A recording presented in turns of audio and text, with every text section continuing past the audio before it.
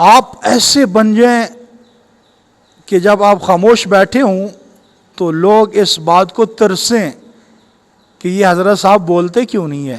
آپ کا اخلاق ایسا ہو، آپ کا لوگوں کے ساتھ رویہ بول چال ایسا ہو کہ لوگ آپ کی بات کو سننے کے لیے ترسیں.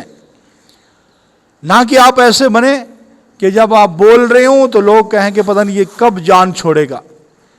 لوگ اس بات کو ترسیں کہ ہماری جان چھوٹ جائے، یہ بولنا بند ہو جائے. تو یہ زندگی ایک مشکل ترین سفر ہے. یہ زندگی آسان نہیں ہے. اس زندگی کو آسان کرنا پڑتا ہے. یہ زندگی کا راستہ اتنا آسان نہیں ہے اس کو کاٹنا. اس راستے پر کانٹے بھی ہیں، جھاڑیاں بھی ہیں، کیلیں بھی ہیں. اس راستے کے اوپر بڑی بڑی دشوار منزلیں. تو دو چیزیں میں آپ کو بتا رہا ہوں، اگر دو چیزیں اپنے اندر پیدا کر لیں تو یہ زندگی کا سفر آسان ہو جائے گا. زندگی گزارنا آسان ہو جائے گا، کوئی مشکل نہیں ہوگی. دو باتیں اپنے ذہن میں بٹھا لیں. اگر یہ دو باتیں آپ نے ان کو فالو کر لیا پھر زندگی میں آپ کو مشکل نہیں ہوگی.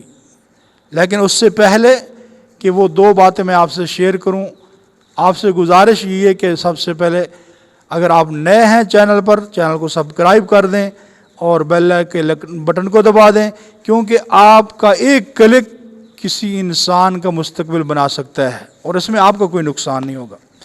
تو دو چیزوں کو فالو کر لیں. ایک بات پہلی بات یہ ہے کہ آپ جس سے نیکی کریں آپ نیکی کر کے بھول جائیں.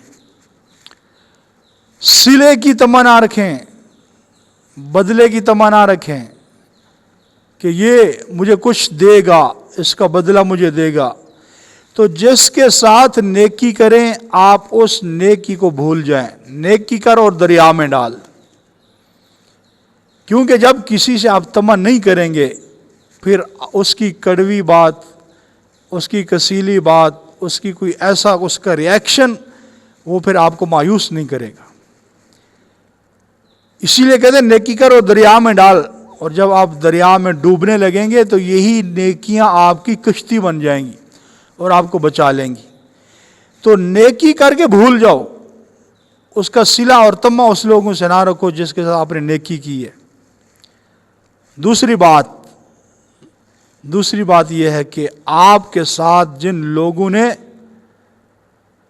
برائی کی ہے، آپ کا نقصان کیا ہے، آپ کو تکلیف دی ہے، آپ کو ستایا ہے، آپ ان کی دی ہوئی تکلیف پریشانی کو بھول جائیں.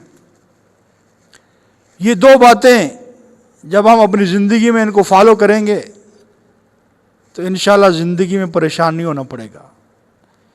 لوگوں کی دی ہوئی تکلیف کو برداشت کر کے اس کو بھلا دیا تو پھر اندر انتقام والی جو آگ لگتی ہے وہ آگ نہیں لگے گی. سب سے بڑا انتقام کسی سے لینے کا یہ ہے کہ اس کی دی ہوئی تکلیف پر خاموش ہو جائے. بس سب سے بڑا انتقام خاموشی ہے. کیونکہ مظلوم کے ساتھ اللہ کی مدد ہے. جب تک آپ خاموش رہیں گے، کسی کے ظلم کے آگے بدلہ خود نہیں لیں گے، بولیں گے نہیں، اللہ کی مدد و نصرت آپ کے ساتھ رہے گی. تو جب اللہ کی مدد و نصرت آپ کے ساتھ شامل حال ہو جائے گی پھر یہ زندگی کا مشکل ترین سفر آپ کے لیے آسان بن جائے گا. اللہ سے دعا ہے کہ اللہ ہم سب کو ان دو باتوں کو فالو کرنے کی توفیق عطا فرمائے.